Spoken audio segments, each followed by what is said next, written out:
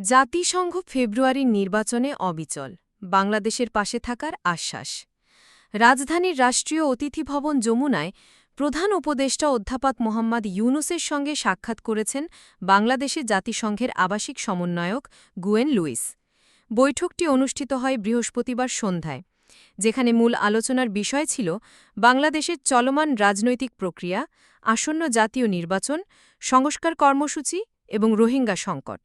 বৈঠক শেষে জানা যায়, জাতিসংঘ বাংলাদেশের আগামী ফেব্রুয়ারিতে অনুষ্ঠিতব্য সাধারণ নির্বাচনকে পুরোপুরি সমর্থন করছে এবং তারা এই নির্বাচনী প্রক্রিয়াকে অবাধ, সুষ্ঠু ও শান্তিপূর্ণ করতে সর্বাত্মক সহযোগিতা দেবে।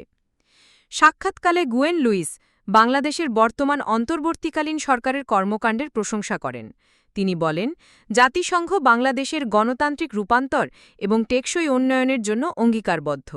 বিশেষ করে যেহেতু নির্বাচন দেশের রাজনৈতিক ভবিষ্যৎ নির্ধারণ করবে, তাই এই নির্বাচনকে ঘিরে যে আন্তর্জাতিক নজরদারি রয়েছে সেটিকে গুরুত্ব সহকারে বিবেচনা করা হচ্ছে। তিনি স্পষ্ট করে জানান, ফেব্রুয়ারির নির্বাচন দেশের গণতান্ত্রিক রূপান্তরের জন্য অত্যন্ত গুরুত্বপূর্ণ এবং জাতিসংঘ এতে সহযোগিতা করতে প্রস্তুত। বাংলাদেশে দীর্ঘদিন ধরে নির্বাচন ঘিরে নানা বিতর্ক রয়েছে। অনেক সময় নির্বাচনকে প্রশ্নবিদ্ধ করে বিরোধী দলগুলো বয়কট করেছে বা সহিংসতা দেখা দিয়েছে। এবার অন্তর্বর্তীকালীন সরকারের অধীনে নির্বাচন হওয়ায় জনগণের প্রত্যাশা ভিন্ন। আন্তর্জাতিক মহলও চাইছে একটি অংশগ্রহণমূলক ও বিশ্বাসযোগ্য নির্বাচন অনুষ্ঠিত হোক। এই প্রেক্ষাপটে জাতিসংঘের এমন প্রকাশ্য সমর্থনকে একটি বড় কূটনৈতিক সাফল্য হিসেবে দেখা হচ্ছে। বৈঠকে আলোচনা হয় কিভাবে জাতিসংঘ নির্বাচন কমিশনকে সহায়তা করতে পারে, কারিগরি সহায়তা, পর্যবেক্ষক দল প্রেরণ, নিরাপত্তা পরামর্শ এবং নির্বাচনী প্রক্রিয়াকে স্বচ্ছ করার জন্য প্রশিক্ষণ ও অভিজ্ঞতা বিনিময়ের কথা উল্লেখ করা হয়। নির্বাচনের দিন ভোটকেন্দ্রে সহিংসতা এড়াতে এবং জনগণকে নির্বিঘ্নে ভোট দেওয়ার পরিবেশ তৈরি করতে জাতিসংঘ তার অভিজ্ঞতা শেয়ার করতে আগ্রহ প্রকাশ করেছে।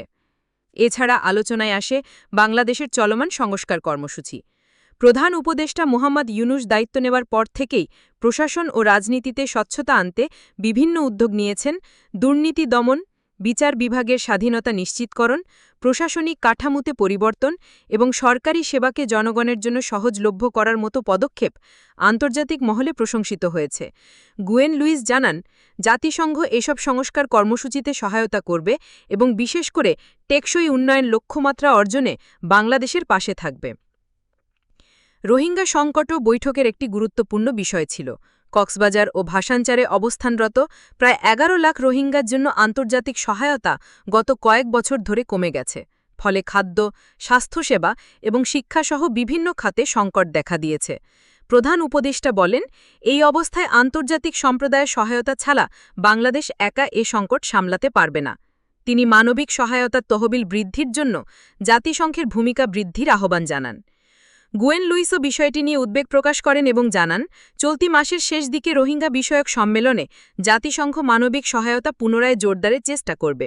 তিনি বলেন, রোহিঙ্গাদের জন্য টেকসই আন্তর্জাতিক সংহতি ছাড়া এ সংকট সমাধান সম্ভব নয়। বৈঠকে আসন্ন জাতিসংঘ সাধারণ পরিষদ সভা নিয়েও আলোচনা হয়। সেখানে বাংলাদেশের নির্বাচন, সংস্কার প্রক্রিয়া এবং রোহিঙ্গা ইস্যু আন্তর্জাতিকভাবে আলোচিত হতে পারে। জাতিসংঘের আবাসিক সমন্বয়ক আশ্বস্ত করেন যে নিউ ইয়র্কে অনুষ্ঠিতব্য সাধারণ পরিষদ অধিবেশনে বাংলাদেশের পক্ষে ইতিবাচক সমর্থন নিশ্চিত করার চেষ্টা করবে জাতিসংঘ। বাংলাদেশের রাজনৈতিক প্রেক্ষাপটে এই নির্বাচন বিশেষ তাৎপর্য বহন করছে।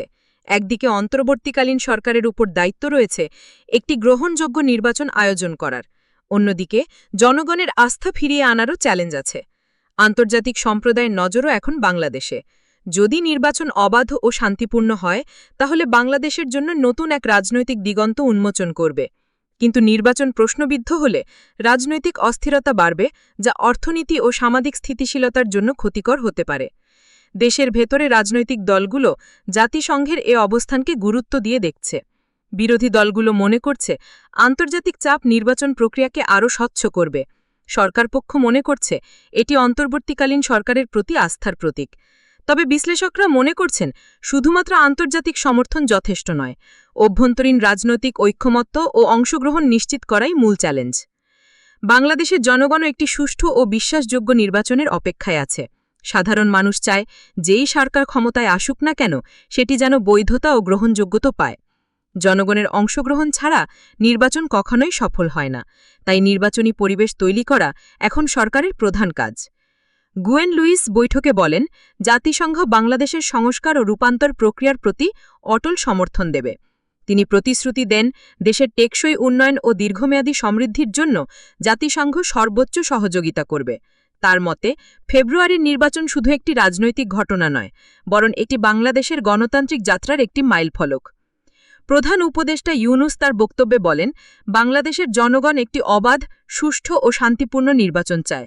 তিনি আশাবাদ ব্যক্ত করেন যে আন্তর্জাতিক সম্প্রদায়ের সহযোগিতা ও জনগণের অংশগ্রহণের মাধ্যমে বাংলাদেশ সেই প্রত্যাশা পূরণে সক্ষম হবে। জাতিসংঘের এই সমর্থন বাংলাদেশের রাজনীতিতে ইতিবাচক বার্তা দিয়েছে। ফেব্রুয়ারির নির্বাচনকে ঘিরে সংশয় ও আশঙ্কা অনেকটাই কেটে গেছে। এখন সরকারের সবচেয়ে বড় দায়িত্ব হবে সব রাজনৈতিক দলের অংশগ্রহণ নিশ্চিত করা এবং জনগণের আস্থা অর্জন করা। যদি এ লক্ষ্য অর্জিত হয়, তাহলে বাংলাদেশ একটি অবাধ ও গ্রহণযোগ্য নির্বাচন আয়োজন করে নতুন ইতিহাস গড়তে পারবে।